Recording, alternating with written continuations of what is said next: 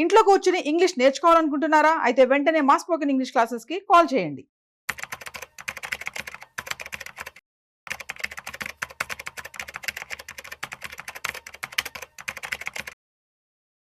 TCS 12,000 ఎంప్లాయీని lay off చేసినట్లుగా ప్రకటించింది. So ఇది ఒక అన్ఎక్స్పెక్టెడ్ లే ఆఫ్ అనమాట. సో ఎవరికైనా ఒక జాబ్ చేసేటువంటి ఒక ఎంప్లాయీ కావచ్చు, ఒక వ్యక్తి కావచ్చు, సో సడన్గా ఇలాంటి పరిణామాలు జరిగినప్పుడు సో లైఫ్లో సర్ప్రైజెస్ ఆర్ రియల్. ఇలాంటిది అది కూడా ఒకటి. ఇంతకుముందు కోవిడ్ చూసాం. సో కాబట్టి ఇలాంటి టైమ్స్లో మనం ఫైనాన్షియల్ మేనేజ్మెంట్ అనేది ఎలా చేసుకోవాల్సి ఉంటుంది. సో ఇట్లాంటివి జరిగినా కూడా ఒడిదుడుకులు సో లైఫ్లో వాటికి సంబంధించి పిల్లల స్కూల్ ఫీజు ఉండొచ్చు, ఆ తర్వాత లయబిలిటీస్ ఏమైనా ఉండొచ్చు, అప్పులు ఉండొచ్చు. So what ever it is, ఇవన్నీ కూడా ఎలా మేనేజ్ చేసుకోవాలి? సడన్ ప్లాన్ కదా ఇదంతా కూడాను. సో కాబట్టి ఇటువంటి విషయాల్లో ఎలా మీరు లైఫ్లో మీరు సక్సెస్ అవ్వాలి, అదేవిధంగా ఎలా మనీ సేవ్ చేసుకుని ముందు అడుగు వేయాలన్నది సంబంధించి ఇవాళ మనతో చెప్పడానికి ఫైనాన్షియల్ ఎక్స్పర్ట్ గిరిబాబు గారు ఉన్నారు. సో వారి మాటల్లో మరింత సమాచారం అడిగి తెలుసుకుందాం. Hi, hello, namaste, welcome to Suman TV. నేను మీ Rajeev Pasupuleti. So let start. Hi sir, namaste. Namaste అండి సార్, ఎలా ఉన్నారు? ఫైన్ అండి, డూయింగ్ గుడ్. యా, సో అదే టీసీఎస్ సడన్ గా 12,000 మంది ఎంప్లాయీస్ ని తీసేసింది. న్యూస్ చూసాను. యా, సో ఈ చాలా కంపెనీస్ కూడా ఇదే బాటలో ఉన్నాయి ప్రెసెంట్. మరి ఇటువంటి పరిస్థితుల్లో మరి ఒక ఎంప్లాయీ హ్యాపీగా ఉండాలి అంటే వాళ్ళకి చాలా లయబిలిటీస్ ఉంటాయి. సో ఎలా మేనేజ్ చేసుకోవాలంటారు, ఏంటి? యా, యాక్చువల్గా ఇది ఇప్పుడు న్యూస్ చూస్తున్నాం. అంటే ఒక ఎంప్లాయీగా ఒక వ్యక్తి షూస్ లోకి వెళ్ళి మనం ఆలోచిస్తే ఎంత మదన పడుతుంటాడో ఆలోచించండి మీరు. ఇది ఎవరికైనా జరగవచ్చు కదా. అవును. సో ఎగ్జాక్ట్లీ నేను నా ఫైనాన్షియల్ ప్లానింగ్ అనే ఒక ప్రొఫెషన్ స్టార్ట్ చేసినప్పటి నుంచి I was in to this profession since 2015. Day 1 నుంచి నేను చెప్పేది అందరికీ ఇదే. బాబు రేపు పొద్దున ఏమైందో ఎవరికి తెలియదు. మనము government of India or state governments ఒకప్పుడు మన చిన్నప్పుడు ఏమనుకునే వాళ్ళం, ప్రభుత్వ ఉద్యోగం అంటే బిందాస్, పెన్షన్ గ్యారంటీ, ఏ ఇబ్బంది లేదు, ప్రభుత్వ ఉద్యోగం మాత్రం కావాలి నాకు, ప్రభుత్వ స్కూల్స్ వద్దు, ప్రభుత్వ హాస్పిటల్స్ వద్దు, ఏదొద్దు, ప్రభుత్వ పథకాలు కావాలి, ప్రభుత్వ ఉద్యోగం కావాలి. ఎందుకు అంటే నాకు గ్యారంటీ అని ఉంటుంది అక్కడ. బట్ అలాంటి గ్యారంటీ అనే దాన్ని 2004 తర్వాత రిక్రూట్మెంట్స్ కి తీసేసింది గవర్నమెంట్ కదా. సో తీసేస్తే ఓన్లీ నీ job guarantee as long as you are working as a government employee in a proper way. లేదా పిచ్చి పిచ్చి పనులు చేసి తప్పు చేస్తే నిన్ను కూడా తీసేస్తారు.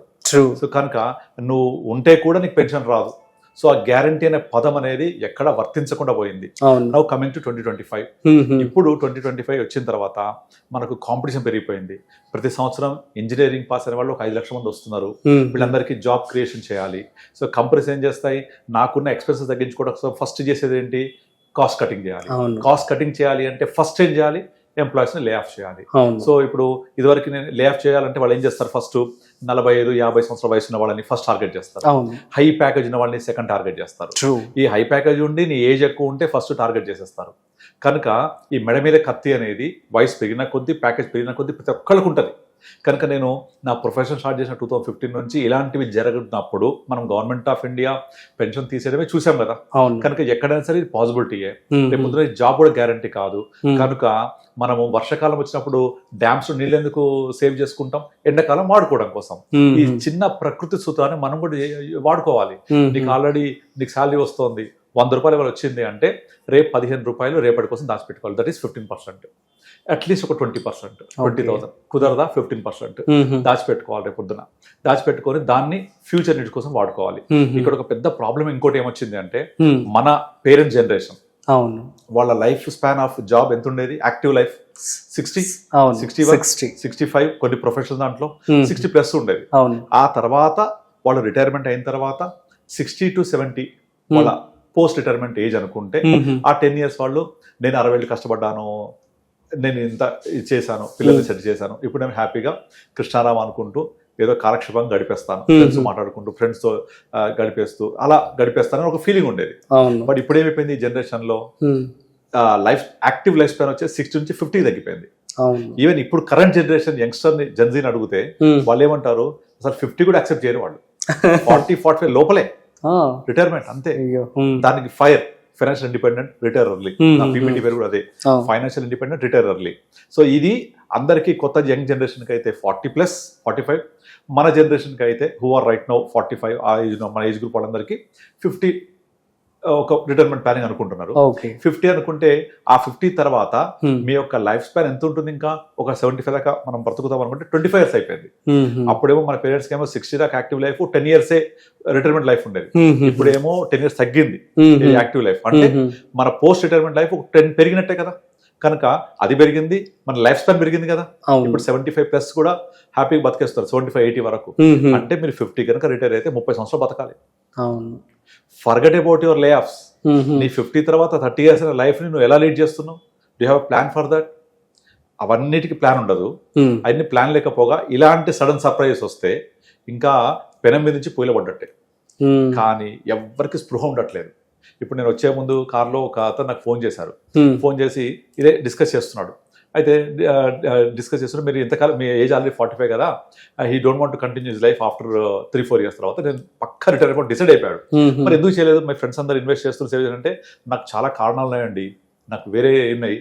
అరే వేరే కారణాలు ఉండి వేరే అన్ని ఎక్స్పెన్సెస్ అంటే maybe he might be telling that family expense అవ్వచ్చు, ఫ్యామిలీ బర్డన్స్ అవ్వచ్చు, రెస్పాన్సిబిలిటీ రకరకాలు ఉండొచ్చు. సరే నేను చెప్పాను, సరే మీరు ఏవైతే చెప్పబోతున్నారో అవి ఫ్యామిలీ కారణాలు అంటే కరెక్ట్ చెప్పారు మీరు, ఫ్యామిలీ బర్డన్స్ ఎక్స్పెన్స్ చెప్తున్నాడు. ఇవి లేకుండా ఒక వ్యక్తిని చూపించండి నాకు, ఏ ఇబ్బందులు లేదు, అందరికీ బాగున్నా అని ఒక్కరిని చూపించండి నాకు. అవి ఉన్నప్పుడే కదా మనము దాన్ని ఓవర్కమ్ అవుతూ రావాలి. ఇంకా అవి ఉన్నాయని చెప్పేసి మీరు ఇప్పుడు ఎక్స్క్యూజ్ చెప్పేస్తుంటే ఎవరిని మభ్య పెడుతున్నారు? మీరు మిమ్మల్ని మీరే మభ్య పెట్టుకుంటున్నారు. ఇదే చెప్పారు, ఒకసారి మీ గుండె మీద చేసుకొని నా వయసు ఇప్పుడు 45-40 వచ్చింది, ఒక 2-3 years లో నేను రిటైర్ అవుదాం అనుకుంటున్నాను, ఇంకా నా యాక్టివ్ లైఫ్ ఉండదు, కానీ నేను ఇప్పటిదాకా సేవ్ చేయలేదు, ఆల్రెడీ ఈ లెవెల్కి వచ్చేసాను, 45 సంవత్సరాలు గడిపేశాను నేను, ఇంకా నేను ఎందుకు చేయలేదు అంటే దానికి నాకు కారణాలు ఉన్నాయి. నా ఫ్యామిలీ బర్డన్స్, పిల్లల పెళ్లిళ్ళు, చిల్డ్రన్ మన ఇది ఫ్యామిలీ బర్డన్స్, తర్వాత సిస్టర్స్ మ్యారేజెస్, పిల్లలు, ఇవన్నీ అంటే ఇవి లేకుండా ఎవరు ఉండరు కదా. అవన్నీ ఉన్నప్పుడు మీరు ఎలా మేనేజ్ చేస్తారు అనేది that is what you are. కనుక ఇప్పుడు ఇవన్నీ ఉన్నాయి, నాకు ఎందుకే చేయలేదు అంటే మరి ఎవరిని మభ్యపెట్టడం చేస్తున్నారు, ఎవరిని ఎక్స్క్యూజ్ చేసుకోవడం చేస్తున్నారు. కనుక ఇది కరెక్ట్ కాదు. ఇవన్నీ కూడా ప్రతి ఒక్కళ్ళకు ఉంటాయి. కొన్ని సమస్యలు ఒక వ్యక్తిని చూపించండి నాకు. కొన్ని సమస్యలు లేవు, నేను ఎంతా బాగున్నా అని ఒక్కరోజు అనుకున్నారు లైఫ్ లో, ఎప్పుడు ఉండవు. అలా ఉండకపోవడమే లైఫ్. కనుక ఇలాంటి వాటిలలో ఇలాంటి లే ఆఫ్ సమస్యలు ఏమున్నా సరే కూడాను ఫైనాన్షియల్ మేనేజ్మెంట్ అనేది మస్ట్ అండ్ మ్యాండేటరీ.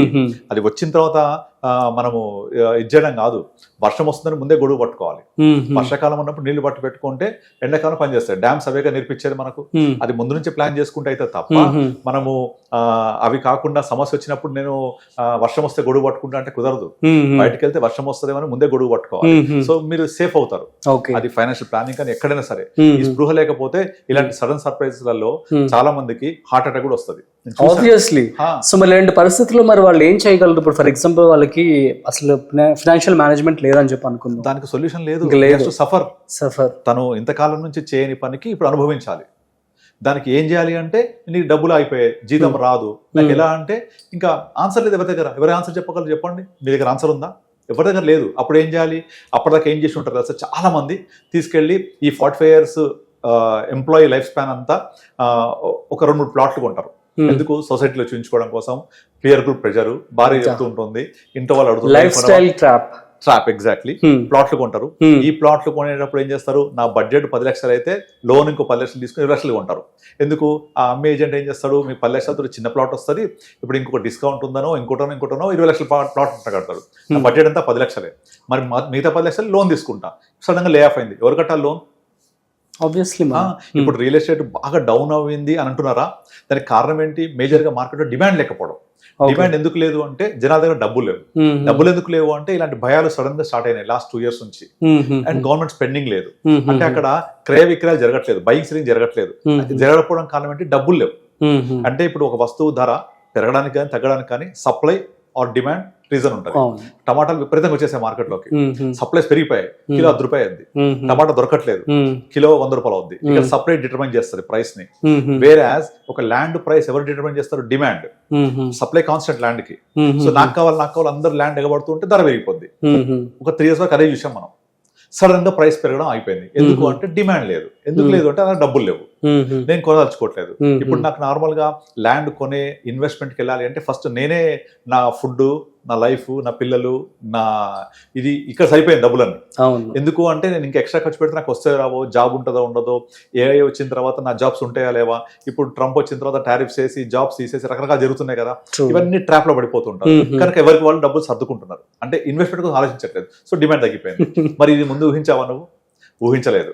3 ఏళ్ల క్రితం అంతా బాగుంది కదా అని చెప్పేసి 10 లక్షల బడ్జెట్ ఇంకో 10 లక్షల లోన్ తీసుకొని ప్లాట్ కొన్నావు. ఇప్పుడు అమ్మగలవా? లేదు. ఈ ప్లానింగ్ ఉండదు. ఇవేవి లేకపోగా సడన్గా ఏదైనా ప్రాబ్లమ్స్ వస్తే ఎలా ఎదుర్కోవాలో ప్లానింగ్ ఉండదు. సో కనుక దీనికి ఈ జాబ్ లే ఆఫ్ అవ్వచ్చు, ఇంకోటి అవ్వచ్చు. దీనికి ముందు నుంచి మీరు ఈ జాబ్ కెరియర్ స్టార్ట్ అయిన రోజు నుంచి ప్లాన్ చేసుకుంటూ వెళ్తూ ఉండాలి. లేదా అట్లీస్ట్ మీకు ఈ స్పృహ కలిగినప్పుడు మీకున్న దాంట్లోంచి మీరు సపోజ్ నేను 15% చెప్పా కదా, కానీ ఆల్రెడీ 40 years దాటిపోయింది, చేయలేదు. So you have to pay the penalty, that is delay cost. So మీరు 15% సరిపోదు, 30%, 40% పెట్టాల్సిందే. For that you have to compromise your life style, compromise your expenses. అంతే, ఆప్షన్ లేదు ఇక. సో మీరు అలా కాకుండా ఇంకొక ఆప్షన్ లేదు. So you have to start plan. At least ఈ వీడియో చూసాక నీకు కొంచెం స్పృహ వచ్చి మీరు కనీసం నేను ఇప్పటి నుంచే ప్లానింగ్ చేయాలి, రేపు నా ఉద్యోగం పోతే ఎట్లా అనే పరిస్థితితో మెలకు ఉంటే మన యొక్క ఈ ప్రయత్నం సక్సెస్.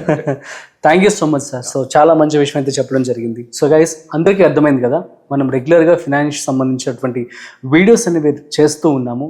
ఎంత ఎర్లీగా స్టార్ట్ అయితే అంత, అదేవిధంగా జాబ్ వచ్చిన వెంటనే మీ యొక్క ఫినాన్షియల్ మేనేజ్మెంట్ అనేది స్టార్ట్ చేసేసేయండి.